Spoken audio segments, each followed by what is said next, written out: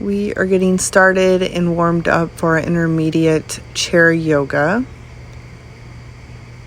This is an adaptive yoga, something you can do in your office.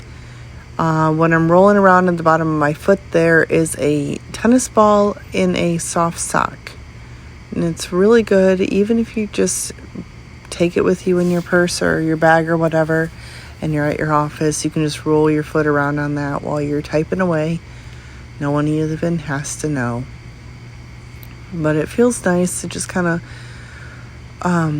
get some sensation and really moving around with your wrist and your ankle. It's almost like a little massage.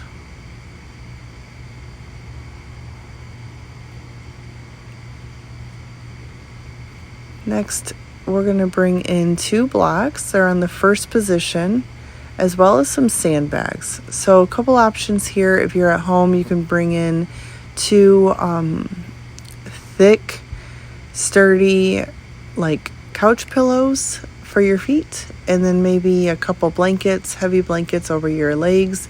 That's just really nice to help ground you before you start your practice. So go ahead and breathe in through your belly, up through your rib cage, and then finally finish your breath all the way up to your chest.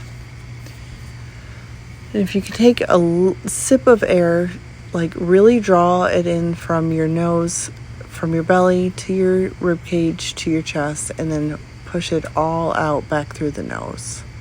Here we're just getting some side body stretches. Go ahead and bring your arms back down. Hands come all the way up over your head. Palms come down to heart center.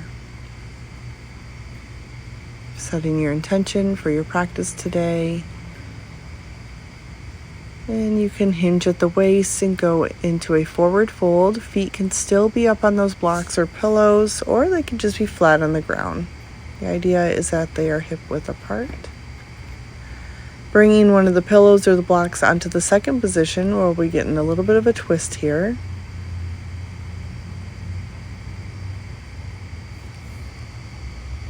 Using your left hand to go down, your right hand to come up, and then reverse that twist.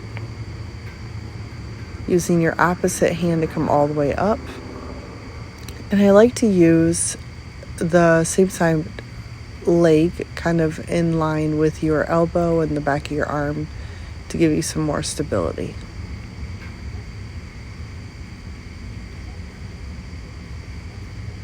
Taking the chair, standing up and moving it to the side, maybe the front of your mat. Starting from the back of your mat, you can reach your left leg forward, pressing your knee into the chair, so that way you have a nice alignment. Okay, we're coming into a high crescent, so our back heel is up. You're pointing the back of your knee towards the ceiling, and just looking up at those thumbs. Then bring your hands down to heart center. Remember to pull your shoulder blades down, coming into a warrior 3. A little bit of crunch here. So we're holding on to the bottom of the chair. Please be mindful of your chair. See that it's sturdy on your mat as you kick back. Inhale. As you bring it closer, you exhale. Let's find the opposite way here. Okay, this time we're going to step our opposite leg all the way back, coming into that high crescent. Notice where your knee is in front of the chair. Rolling your shoulders down as your hands come up overhead. Bringing your hands down to heart center. And then bracing yourself onto the chair as you lift up on that back foot. Toes pointing down. Bend at the knee. And feel nice and straight from the crown of your head to the sole of your foot. And again, we're going to inhale, find length. Exhale, crunch. Inhale, find length. Exhale, crunch.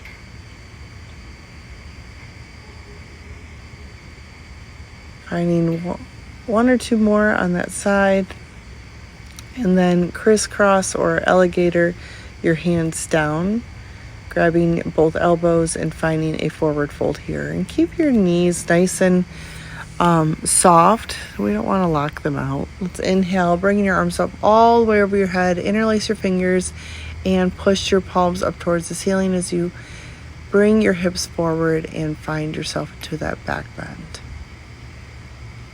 All right. Next, we're going to move the chair once again. You can keep the chair right where you are. I'm moving it so you get a better view of where I'm at. We're going to go into a modified downward facing dog, keeping your hands on the seat of the chair as you push your hips back to the back of the room. Knees again are bent. Then we're going to roll the spine all the way up into this high cobra, coming up onto the shoelaces of your feet, rolling back into your downward facing dog. Just sort of finding this flow here. Really pressing the shoulder blades into the back, expanding, and then shining your chest forward. Inhale here. Exhale as you push your hips back into that downward facing dog. Maybe you're up on those tippy toes. Just kind of finding this flow in your own body, however that is feeling good for you. And jumping forward, finding yourself hip width apart with your feet and into a forward fold on the chair.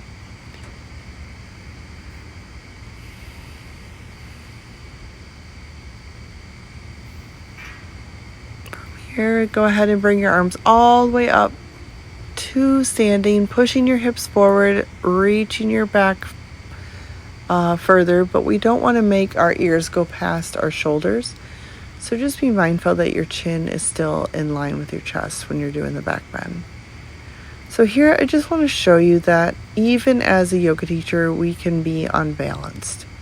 I really, really love doing adaptive yoga, having all the props. We're going to try to find ourselves into a figure 4, which is crossing one of the ankles over the tops of your thighs and sitting down into that chair. You can find some balance here and always have that chair handy so that you find yourself still in stability. Now I'm going to show you a different way of doing this, bringing the blocks if you have them. They're not really needed for this right now, but can bring that, let's say our right leg up, crossing it over the left thigh, holding onto the back of the chair. As you find your way, hinging at the waist, slowly making your way, utilizing that chair. Be careful, it might slip. Finding yourself all the way down that figure 4. Challenging here also is to hold on to the ankle, making your way all the way up and releasing the ankle. Here I'm just going to actually switch it into the tree pose. So going from putting the ankle over the top of your thigh, you can now bring the sole of your foot to the inner part of the thigh, finding your tree pose, engaging the core, bringing your hands to heart center, or maybe bringing your branches up overhead. Breathe here in through your nose, out through your nose, through that belly. While that standing knee is soft, you're really pressing the sole of your foot into the side of your leg, and the standing leg is pressed into the sole of the foot. Okay, you shake it out. And let's find the figure 4 first on the other side. So taking your opposite leg up, and we're going to bring the weight in the standing leg. Whatever leg you didn't just do. Finding that drishti, that non-moving focal point. Opening up the hips. Again, you have the chair there. Taking the ankle over the thigh as we sit down in our imaginary chair. Grabbing onto your blocks or maybe some books. And just hinging at the waist. There was a point in my practice where I was definitely able to do this without the chair, and there are just different seasons for different reasons, right? No shame in having to use a little extra props to bring. Thanks for joining us. Don't forget to like, subscribe, and share with anyone who you think might enjoy some intermediate chair yoga. See you next time.